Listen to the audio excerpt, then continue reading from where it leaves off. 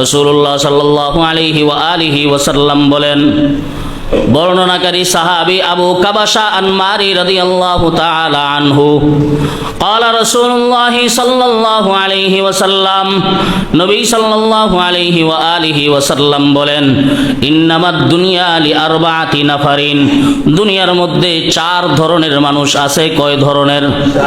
কয় ধরনের মানুষ? তিরমিজি শরীফের হাদিস। রাসূলুল্লাহ সাল্লাল্লাহু আলাইহি ওয়া আলিহি ওয়াসাল্লাম বলেন, দুনিয়ার মধ্যে চার ধরনের মানুষ আছে। এক ধরনের মানুষ হলো আবদিন রাযাকাহুল্লাহু মালান ওয়া ইলমা, এক ধরনের মানুষ আছে যাদেরকে আল্লাহ দ্বীনও দান করেছেন, সম্পদও দান করেছেন, দুনিয়াও আছে, তার কাছে দ্বীনও আছে। ফাহুয়া ইয়াত্তাকি ফীহি রাব্বাহু, এই ব্যক্তিকে আল্লাহ দ্বীন দান করেছেন, দুনিয়া দান করেছেন। এই ব্যক্তি তার সম্পদের মাধ্যমে তাকওয়ার রাস্তায় চলতে থাকে। ওয়ায়াসিলু ফীহি রাহিমাহু, এবং সম্পদের মাধ্যমে আত্মীয়তার সম্পর্কগুলোকে ঠিক রাখে। ওয়ায়ালামু লিল্লাহি ফীহি হাক্কা, সে মনে করে আমার সম্পদ তো আমার নিজের না, আমার আল্লাহ পাক রব্বুল আলামিনের দেওয়া। ওই ব্যক্তি সঠিকভাবে তার সম্পদকে খরচ করে।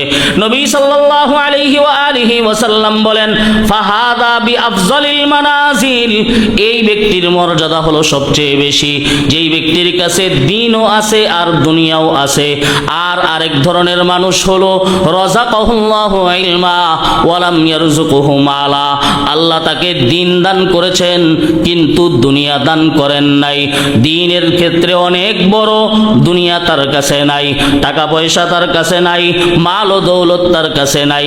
কিন্তু এই ব্যক্তির ইচ্ছা, আমার যদি সম্পদ থাকতো, আমার যদি অমুক ব্যক্তির মতো টাকা পয়সা থাকতো, তাহলে অমুক ব্যক্তি টাকা পয়সার মাধ্যমে যেমন দ্বীনের কাজ করে, টাকা পয়সার মাধ্যমে যেমন নেকের কাজ করে, আমার যদি থাকতো তাহলে আমিও এমন করতাম। নবী আমার বলেন, ফাহুয়া সাদিকুন নিয়াতি, এই ব্যক্তির নিয়ত ভালো। ফাআজরুহুমা সাওয়াউন, প্রথম ব্যক্তি নেক আমল করে যেই সওয়াব পায়, এই ব্যক্তি শুধু নিয়তের মাধ্যমে সেই সওয়াব পেয়ে যায়। দুই ধরনের মানুষ, এক রকম যার কাছে দ্বীনও আছে দুনিয়াও আছে, আরেক রকম মানুষ হলো যার কাছে দ্বীন আছে কিন্তু দুনিয়া নাই, কিন্তু নিয়তটা ভালো। যদি আমার কাছেও দুনিয়া থাকতো আমিও ওই ব্যক্তির মতো হজ করতাম, আমার কাছে যদি দুনিয়া থাকতো আমিও ওই ব্যক্তির মতো যাকাত দিতাম, আমার কাছে যদি দুনিয়া থাকতো আমিও ওই ব্যক্তির মতো গরিবদেরকে সাহায্য করতাম, আল্লাহর রাস্তায় খরচ করতাম। নবী আমার বলেন, প্রথম ব্যক্তি ডাইরেক্ট করার মাধ্যমে যেই সওয়াব পায়, দ্বিতীয় ব্যক্তি শুধু নেক নিয়তের কারণে সেই সওয়াব পেয়ে যায়।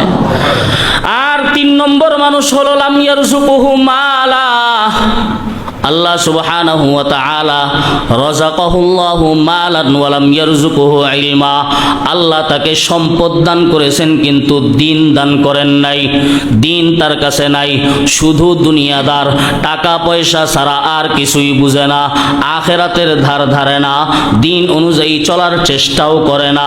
লা ইয়াত্তাকি ফীহি রাব্বাহু ওয়া লা ইয়াসিলু ফীহি রাহিমাহু ওয়া লা ইয়ালামু লিল্লাহি ফীহি হাক্কা, যেভাবে ইচ্ছা সেভাবেই তার সম্পদকে খরচ করতে থাকে। নবী আমার বলেন, ফাহাদা বিআখবাথিল মানাজিল, এমন ব্যক্তি হলো সবচেয়ে নিকৃষ্ট, যার কাছে দুনিয়া আছে কিন্তু দ্বীন নাই। আর চার নম্বর ব্যক্তি হলো এমন ব্যক্তি যার কাছে দ্বীনও নাই, দুনিয়াও নাই, ধর্মও নাই, টাকা পয়সাও নাই।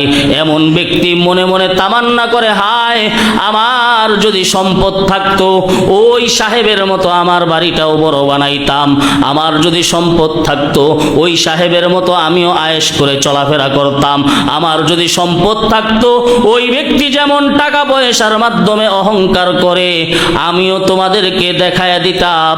নবী আমার বলেন, প্রথম ব্যক্তি গুনাহ করার মাধ্যমে যেই পরিমাণ গুনাহগার, দ্বিতীয় ব্যক্তি বদনিয়তের কারণে সেই পরিমাণ গুনাহগার। নাউজুবিল্লাহ।